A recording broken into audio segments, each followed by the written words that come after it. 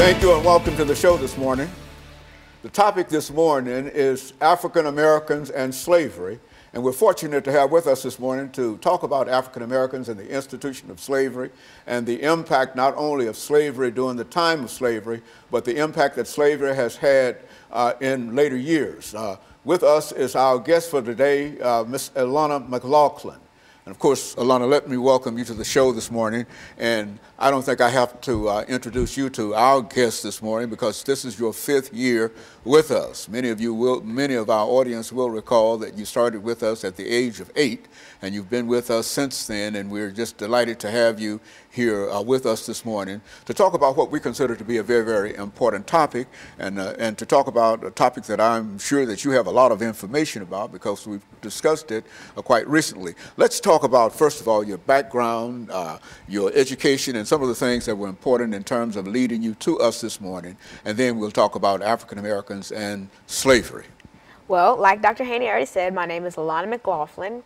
I am only 13. Well, I turned 14 this year, but something that really led me to the show was the natural spark that I think that I was born with, that I inherited from you.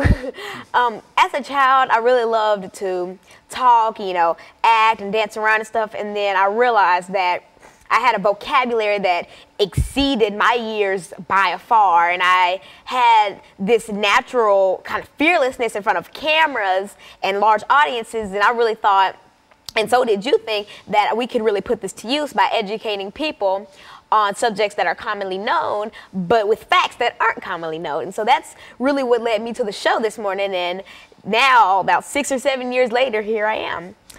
Go on. And so I'm only in the 8th grade right now, and I go to John Early Museum Magnet Middle. I'm heavily involved in my church and organizations such as the Junior National Young Leaders Conference and WKU's Gifted Program Center, and they have programs such as, the Summer Camp for Verbally and Mathematically Precocious Youth and the Summer Camp for Academically Talented Students. And I've attended both, and they're very nice. I recommend them to anybody. And so I am also heavily involved in my school. I am a cheerleader, I am in the debate club, the band, and I'm also a part of the Metro Honor Band. I play trumpet. And so I'm just heavily involved in anything I can really get into that can help me better myself and help me grow and mature. And you're beginning your 5th year in a real sense with us on this particular show, and today you've decided to talk about African Americans and slavery. Let's start off by giving us some information in reference to African Americans and the institution of slavery, Alana. Well, if you're not familiar with what slavery is, slavery was the mass torture and genocide in some sense of African Americans back during the 1800s. And basically, what a lot of people overlook is the fact that we have come so far from slavery, yet we're slowly slipping back into it. And I'll be elaborating more on this in the second segment, but for right now, I'm going to say this. At first, we were enslaved by different races, and now we're enslaving ourselves. And it's crazy, but when you really think about it, the actions we do and things like that are really pulling us back into history, because since people don't know it, we're bound to repeat it. Mm-hmm. Okay, and so in a sense, Alana, you want to talk today about the institution of slavery that was introduced into this country, I think we've indicated, in 1619 and was ended in 1865, almost 300 years of that institution. And I think that you would like to talk about some aspects of that institution during this second segment, and to get our audience not only involved in understanding the institution, but also what African Americans especially, and not only African Americans, but African Americans especially, were concerned about it. And that's where we talk about the ending of the institution of slavery in 1865 with the end of the Abolitionist movement. And so you want to talk about African Americans and the Abolitionist movement, and what we'll do, we'll have you to start. What about the Abolitionist movement? Why don't you, we've got a minute before our first commercial break, why don't you say something about those individuals who wanted to end slavery? Well, for every terrible thing that happens in history, there are always those few brave souls who fight against it or choose to tell their story. Like for the Holocaust, there was Anne Frank. For slavery, which I'm going to be talking about, there were people such as, Harriet Beecher Stowe and, David Walker. And for the civil rights movement, there's Coretta Scott King, Dr. King, Malcolm X. And so that's mainly what I'm going to be talking about in the second segment and people like those brave souls who chose to revolt against and to tell their story and to help fight against it. And so you're prepared this morning to tell us about their stories. And what we're going to do, we're going to take this first commercial break, and we're going to be back with our audience following this very, very short commercial break.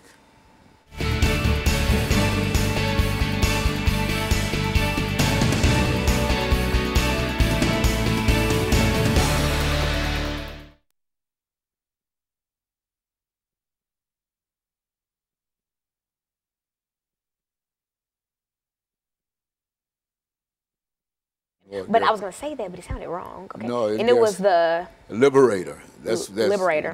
That's one of the most important. For some reason, I almost said the Anti-Federalist. No, that's John Adams. Yeah. Liberator was one of the few white newspapers that had regional and national coverage. Yeah, it was called the Liberator. He said, "I will not equivocate. I will speak." And he would not shut up in a real sense. There's a lot of famous things that William L. Garrison said in American history in reference to his opposition to the institution of slavery. So we wanted you to talk about that. William L. Garrison. Okay, so David Walker. When we come back, we start talking about the abolitionists. And appealing for articles in Harriet Beecher Stowe, Uncle Tom's Cabin. You got to say something about the slave, about what they were appealing against. About slave, how they worked and what. No. Okay. 1 minute. Okay, so Harriet Beecher Stowe, William L. Garrison, David Walker. And if we have time, Frederick Douglass. I'll throw it in there. You always try to find time for Frederick Douglass. He's one of the great. I always find time for Frederick Douglass. Yeah, well, my life motto. Yeah, he's indeed very, very significant. Yeah, he was an aide to Lincoln. Like, talk about getting to the big leagues, escaping slavery and then being an aide to the president. Oof. Yeah, and this he did. Yeah, well, no.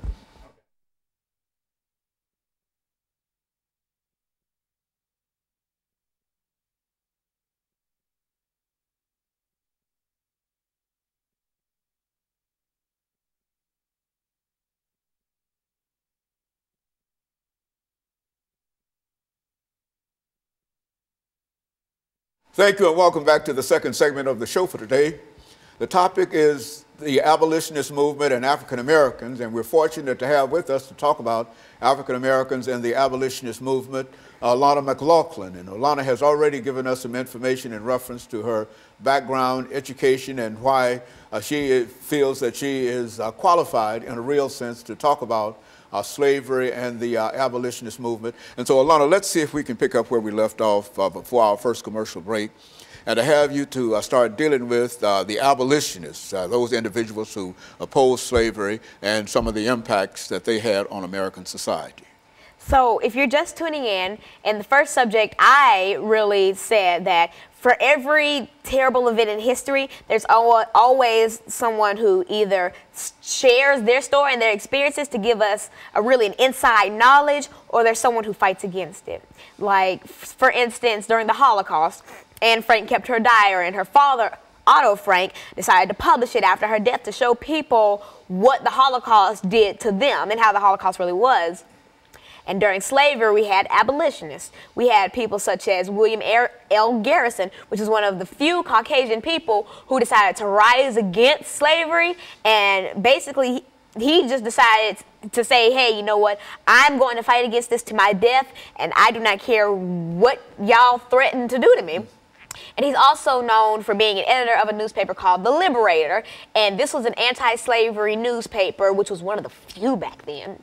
And he, in a real sense, he decided to fight for those who didn't have a voice. He was the voice of the people, and he dedicated his life and his safety to showing the world that this is not right and that this is something that we should end. And another big person who was an abolitionist was David Walker. David Walker is known for writing and appealing for articles. And if you're not familiar with it, I'll give you my favorite quote from it, which basically says, "It is no more harm to kill a man who is trying to kill you than it is to take a drink of water when thirsty." And basically, to break that down for you, it's saying that it is not bad to kill someone who's trying to kill you. It's like, you know, kill or be killed. And that's basically all that an Appeal in 4 articles mainly talked about. It was revolt against slavery, you know, kill or be killed, give your life for this, because, you know, they're going to kill you, so you might as well kill them first. And that's what a lot of abolitionists thought back then, because imagine being in a situation where it's someone else's life or yours. You may not want to believe this, but you're most likely going to choose your life, because if someone's beating you, torturing your family, you're going to want to fight against it. And that's what a lot of slaves did. You know, John Brown's revolt in West Virginia. And I was very fortunate to be able to visit Harper's Ferry last year and be able to see where the revolt took place. And, you know, so many people gave their life for this. And John Brown gave his life for John Brown's revolt. And all these things were wake-up calls to so many people, like, is what I'm doing right? You know, would I enjoy someone doing this to me? And so aside from William L. Garrison and, you know, John Brown and David Walker, there were so many women. And I think a very famous woman is a woman by the name of Harriet Beecher Stowe. If you're unfamiliar with Miss Stowe, she was the author of Uncle Tom's Cabin, which was another one of those, you know, books, pamphlets, articles that basically just slammed slavery, condemned it, said it was a sin and so many things. And it was outstanding, and it was really heartwarming to see that so many people woke up and smelled the roses, and they finally believed that this was wrong. And so, you know, us African Americans and all the other races that were enslaved, we are forever grateful to those Harriet Beecher Stowes and to those William L. Garrisons of the world, because without them, we